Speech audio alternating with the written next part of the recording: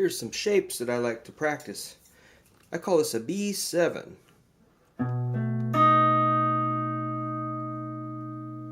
at the 7th fret, fat string with my middle finger. That's a B. It's my root of the chord. Then here comes our dominant 7th, which is an A, 7th fret, 4th string. So we got a root and a dominant 7th. Let's add a major 3rd. So to make a dominant 7th chord, we need a root, 3rd, 5th, and the dominant 7th. But let's leave the 5th out. That's okay to ditch the 5th once in a while. So I might separate the notes a little bit so I can hear them, or you can pluck them all at the same time. Or you can strum them with the pick or your fingers. It's a B7. Now I'm going to shift to an E7 with a B bass note. So what I'm suggesting is that we go, it's just a cool sound. This would be like our 1 chord to a 4 chord in the key of B.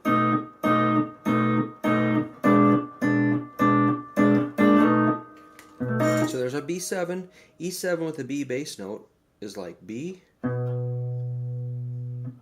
G sharp with the index, and D with the ring finger on the 3rd string, 7th fret. So really the chord, the only thing that changed in the chord was these two notes went down like that. So we got, only we rebuild it with different fingers because you can't really slide and keep your bass note.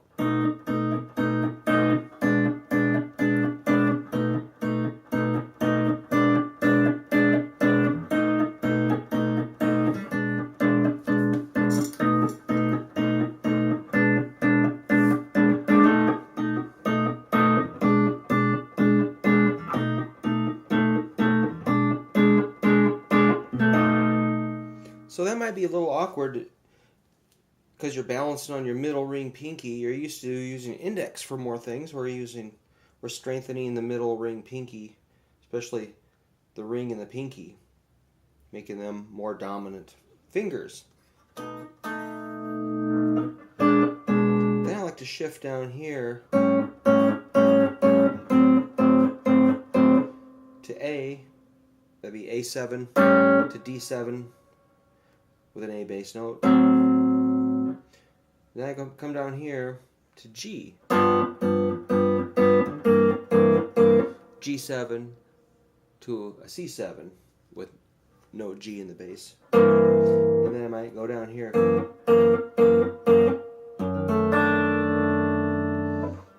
So when I warm up on guitar, I like to go.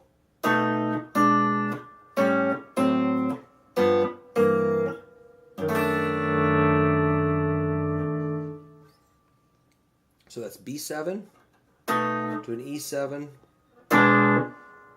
A7 to a D7, G7 to a C7, end on like a B7 sharp 9 with an F sharp bass note.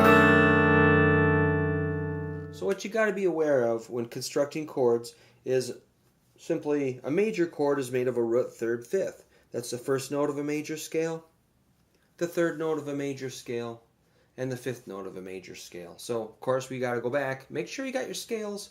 Your major scales have to be totally bulletproof if you want to hang with this conversation. So refer to some of my other clips or just look up major scales, work hard on that theory, and then we can move forward to constructing chords.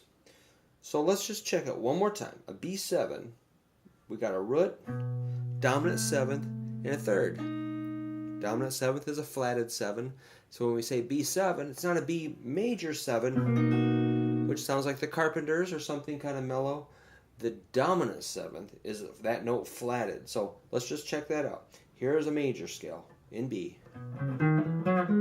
If we count, we got 1, 2, 3, 4, 5, 6, 7. That'd be a major 7. So we have to say B major 7 if we want a B major 7. But this is dominant 7th. So really, you can say B dominant 7th, but usually we just say B7. What that means is the 7th is flatted. So here's major 7 brought down to a dominant 7th or a flatted 7th, same thing. But let's just call it B7. All right? Get that straight in your mind and you'll understand a lot of good stuff.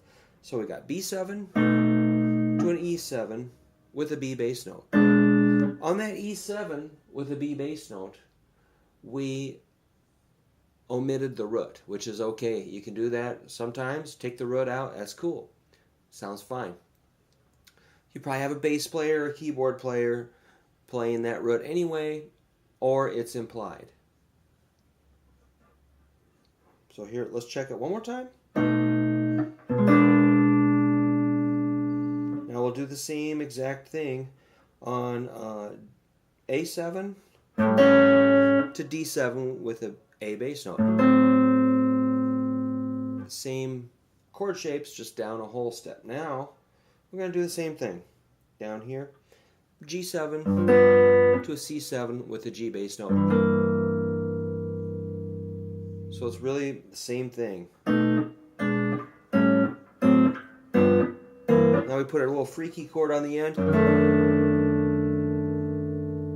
That's a B7 sharp 9 with an F sharp bass note. I'm not making this up. Let me say it again. A B7 sharp 9 with an F sharp bass note. So here's our F sharp. This is the third interval. The dominant 7th, the A. And then the sharp 9 be the 9th note of a B major scale, and it's sharped. When you combine a 9th interval with a dominant 7th, you got a 9th chord. So if we don't flat that note, just for example, you got a B9 chord. The formula for a B9 chord is a root, 3rd, 5th, flatted 7, and a 9. Let's say it again. A root, B, a 3rd, D sharp, a 5th, F sharp, a dominant 7th or flatted 7, which is an A, and a 9th, which is C sharp. Let's find that 9. 1, 2, 3, 4, 5, 6, 7, 8, 9. C sharp. All right. But the chord I picked has that C sharp sharped, which makes it a D. So a B7 sharp 9. It's kind of an unusual chord when you're used to, if you're used to like normal chords, good old.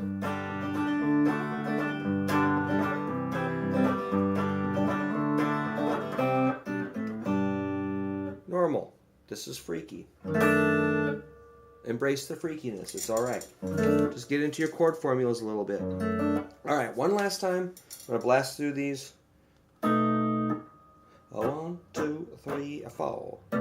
Oops. 1, 2, 3, 4.